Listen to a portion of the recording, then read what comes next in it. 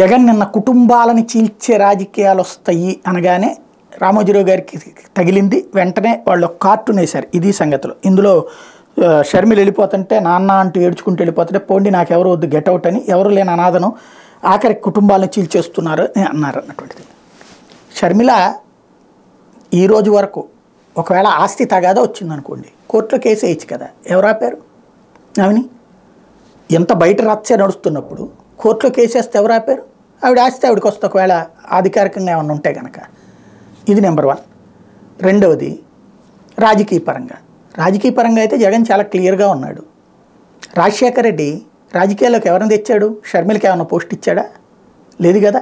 కొడుకునే కదా తన వారసుడిగా నిలబెట్టింది. ఆ రోజున ఎంపీగా పెట్టాడు కదా కొడుకుని. తన భార్యనేం తీసుకురాలేదు కదా. తను క్లియర్గానే ఉన్నాడు రాజశేఖర రెడ్డి. అదే ఫాలో అవుతున్నాడు జగన్మోహన్ రెడ్డి.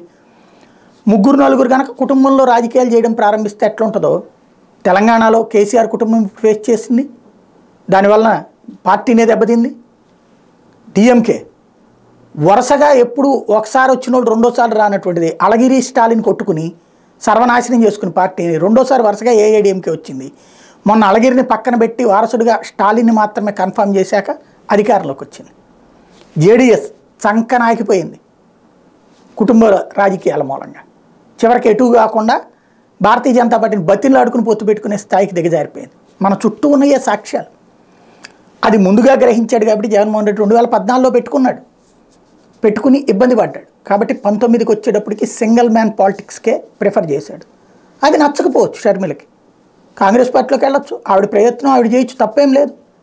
ఆ విధంగా సాధించినటువంటి వాళ్ళు ఉన్నారు, దెబ్బతిన్న వాళ్ళు ఉన్నారు. ఇప్పుడు ఫస్ట్ చంద్రబాబు గారు గుర్తుపెట్టుకోవాల్సినటువంటి అంశం ఏంటంటే బాలయ్య వెళ్ళి పురంధేశ్వరి ఇంటి ముందు తొడగొట్టాడా లేదా?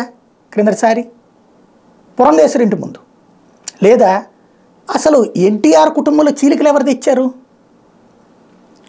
ఎన్టీఆర్నే కొడుకులు వ్యతిరేకించింది ఎక్కడ? అలాగే మళ్ళీ అందులో కూతుళ్ళల్లో ఒక కూతురు విభేదించడమే కదా పురంధేశ్వరి చాలా కాలం వరకు. ఇప్పుడంటే మళ్ళీ కలుస్తోంది. ఆ చీలికలు ఎవరు తెచ్చారు? భార్యాభర్తల మధ్యన విభేదమే సృష్టించాలనుకున్నది ఎవరు?